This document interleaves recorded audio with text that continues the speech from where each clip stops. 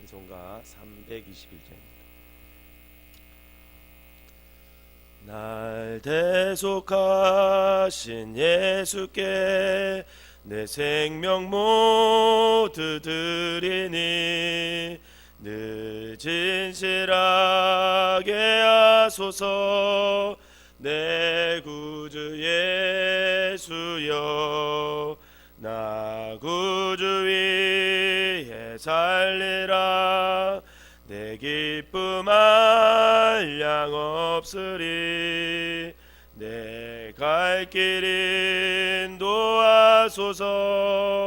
내 구주 예수여, 날 구원하신 예수를 일평생 의지하오니 날 영접하여 주소서. 내 구주 예수여, 나 구주 위에 살리라. 내 기쁨 한량 없으리. 내 갈 길 인도하소서. 내 구주 예수여, 주 십자가에 달리사 날 자유하게 했으니 내 몸과 마음을 주 위에 다쓰게 하소서. 나 구주 위에 살리라. 내 기쁨 한량 없으리. 내 갈 길 인도하소서. 내 구주 예수여.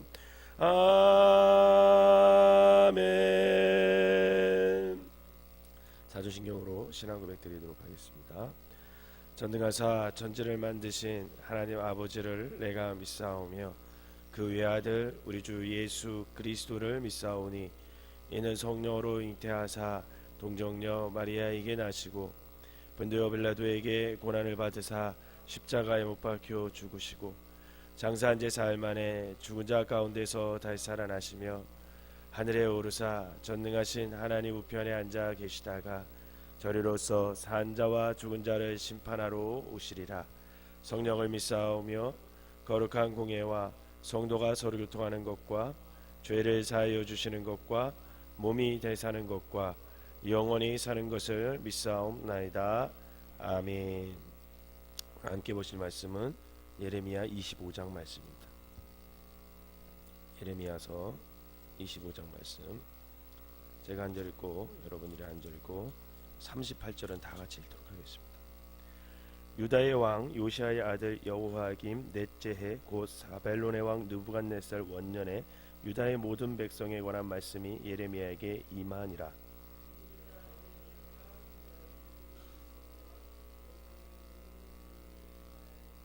유다 왕 아몬의 아들 요시아 왕 13째 해부터 오늘날까지 23년 동안 여호와의 말씀이 내게 임하기로 내가 너희에게 꾸준히 일렀으나 너희가 순종하지 아니하였느니라.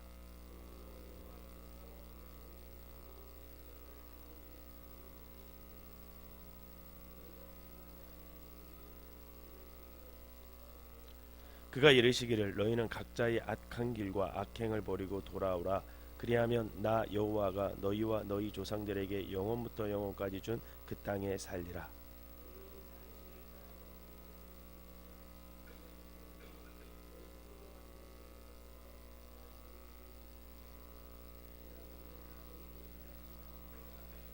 너희가 내 말을 순종하니 아니하고 너희 손으로 만든 것으로서 나의 노여움을 일으켜 스스로 해하였느니라. 여호와의 말씀이니라.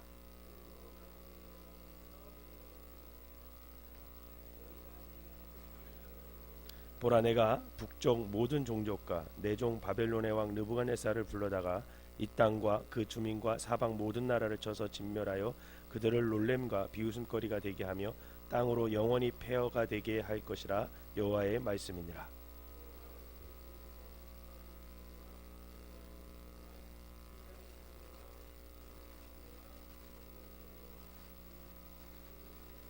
이 모든 땅이 폐허가 되어 놀랄 일이 될 것이며 이 민족들은 70년 동안 바벨론의 왕을 섬기리라.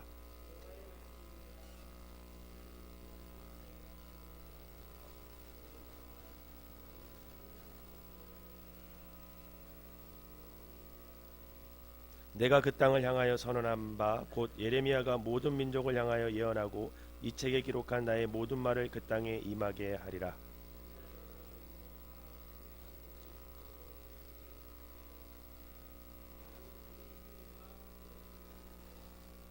이스라엘 하나님 여호와께서 이같이 내게 이르시되 너는 내 손에서 이 진노의 술잔을 받아 가지고 내가 너로 보내는 바 그 모든 나라로 하여금 마시게 하라.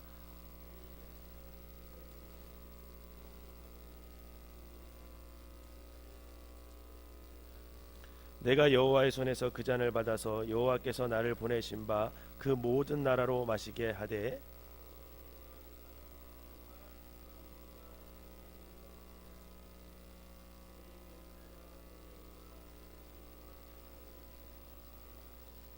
또 애굽의 왕 바로와 그의 신하들과 그의 고관들과 그의 모든 백성과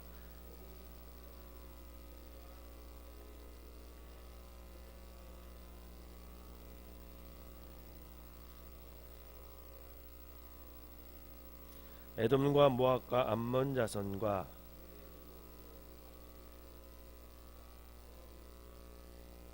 드단과 데마와 부스와 살적을 깎은 모든 자와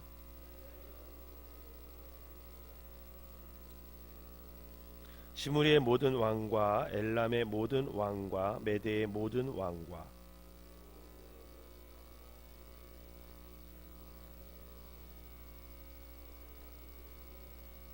너는 그들에게 이르기를 만군의 여호와 이스라엘 하나님의 말씀에 너희는 내가 너희 가운데 보내는 칼 앞에서 마시며 취하여 토하고 엎드려져 다시는 일어나지 말아라 하셨느니라.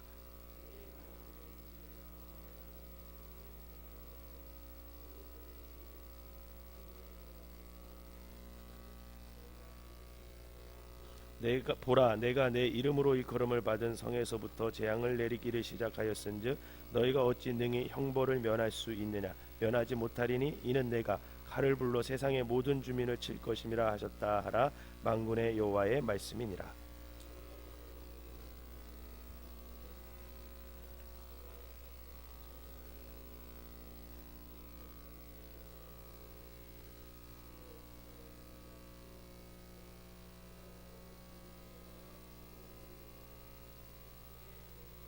요란한 소리가 땅끝까지 이름은 여호와께서 문민족과 다투시며 모든 육체를 심판하시며 악인을 칼에 내어 주셨음이라. 여호와의 말씀이니라.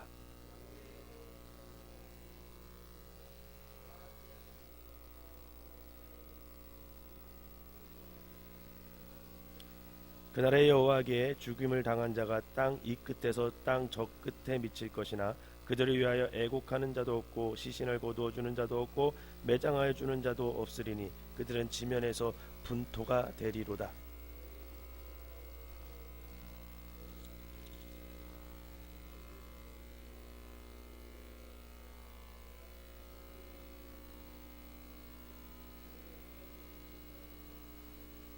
목자들은 도망할 수 없겠고 양떼의 인도자들은 도주할 수 없으리로다.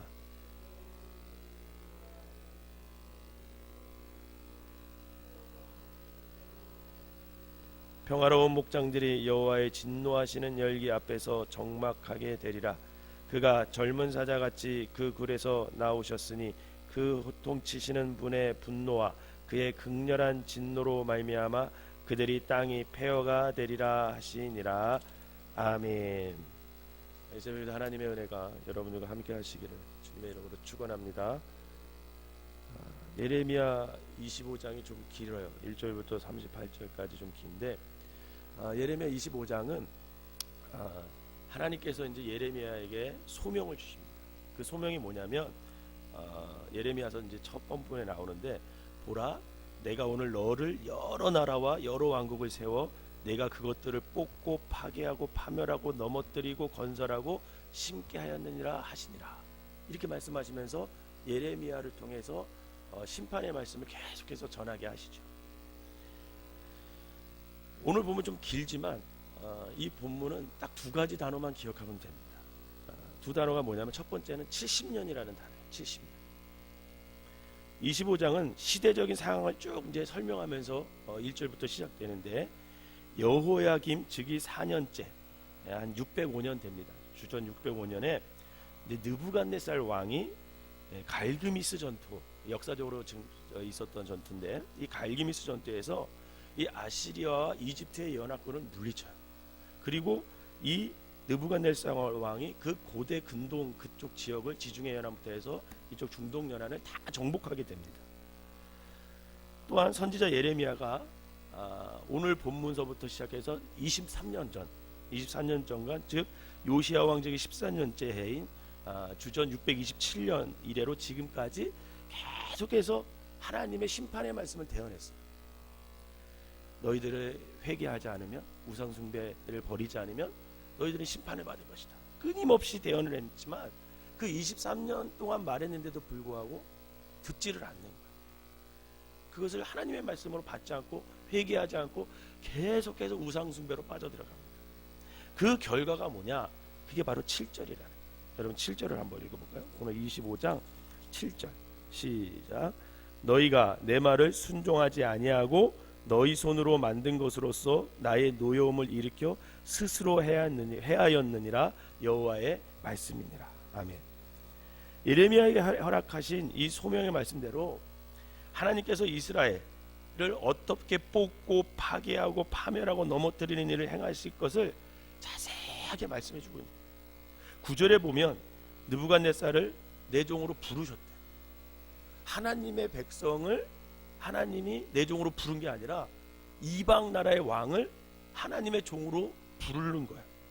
그리고 뭐라고 하냐면 이 땅과 주민과 모든 나라를 쳐서 진멸하여 비웃음거리가 되어 폐허가 되게 하겠다. 이것을 느부갓네살을 세워서 하나님이 지금 하고 계시는 일이에요.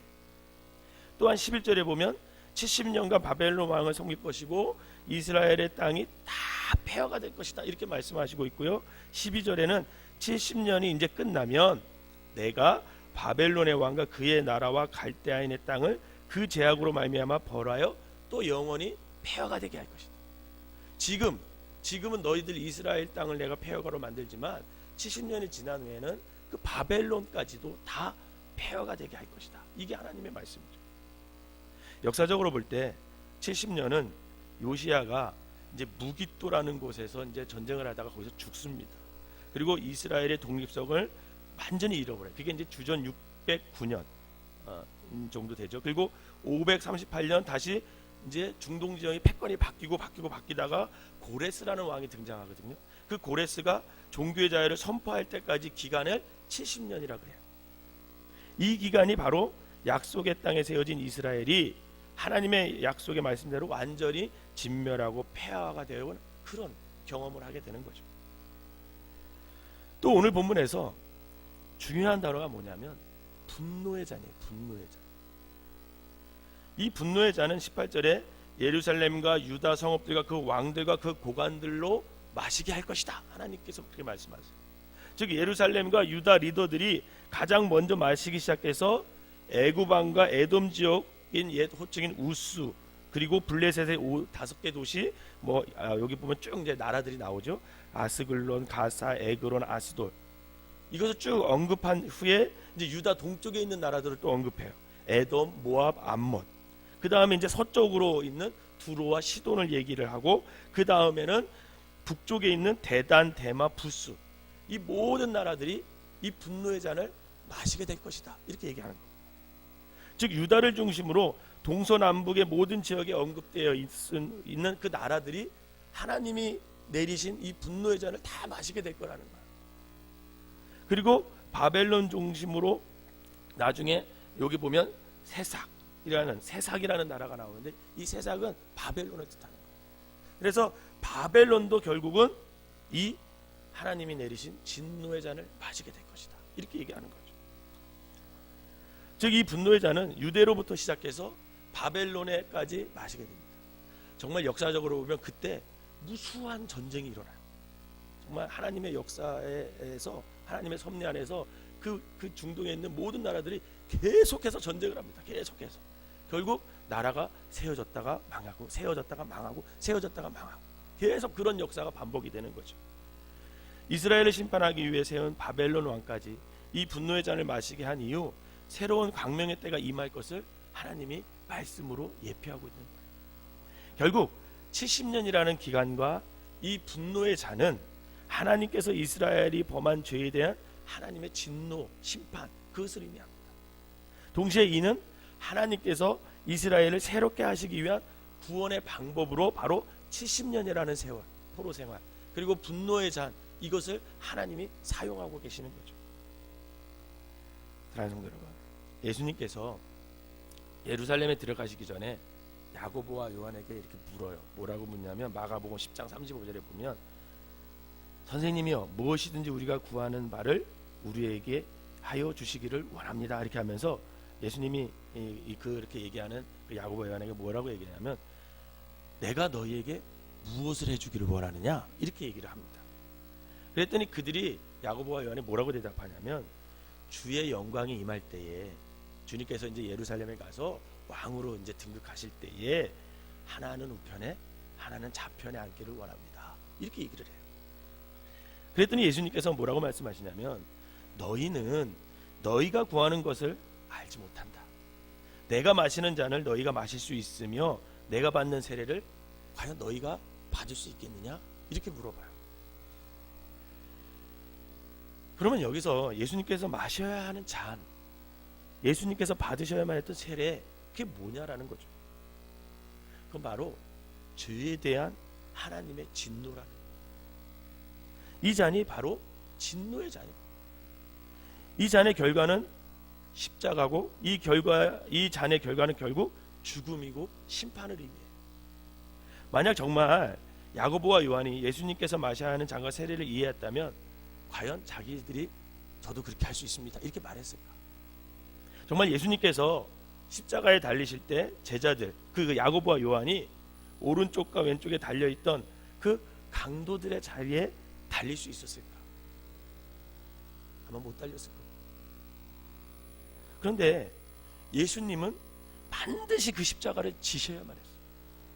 그 십자가로 죄에 대한 하나님의 진노, 우리를 향한 하나님의 진노를 대속해야 할 사명이 예수님에게 있었던 거죠. 여러분 결국 그건 누구를 위함이냐? 바로 저와 여러분 모든 인류를 위함임을 믿으시기를 바랍니다. 마땅히 인간이 있어야 할 자리에 하나님이 신 예수님께서 십자가에서 못 박히게 됐고 마땅히 하나님이 있어야 할 자리에 인간들이 어젓하게 그냥 살아서 숨쉬면서 그렇게 앉아있는 거예요. 여러분 이것이 바로 십자가의 결과고 그 십자가의 길은 자기 부인에서부터 시작됩니다. 왕 되시며 하나님이신 예수님이 인간의 자리, 죄의 자리에 십자가에서 도살장에 끌려가는 어린 양, 그 모습이 바로 십자가의 길이고 그 모습이 바로 예수님께서 하나님의 아들임에도 불구하고 당신을 부인하신 길이라는 것이죠. 이렇게 십자가를 지시는 어린 양 예수님께서는 야고보와 요한이 자리 다툼에 화를 내고 있는 다른 제자들을 향해서 이렇게 단호하게 말씀하세요. 그게 바로 마가복음 10장 44절에 뭐라고 얘기하냐면 너희 중에 누구든지 으뜸이 되고자 하는 자는 모든 사람의 종이 되어야 할 것이다. 이렇게 얘기를 하세요.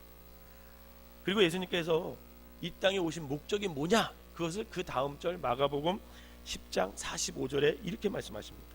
인자가 온 것은 섬김을 받으려 함이 아니라 도리어 섬기려 하고 자기 목숨을 많은 사람의 대속물로 주려 함이니라. 이렇게 말씀하세요.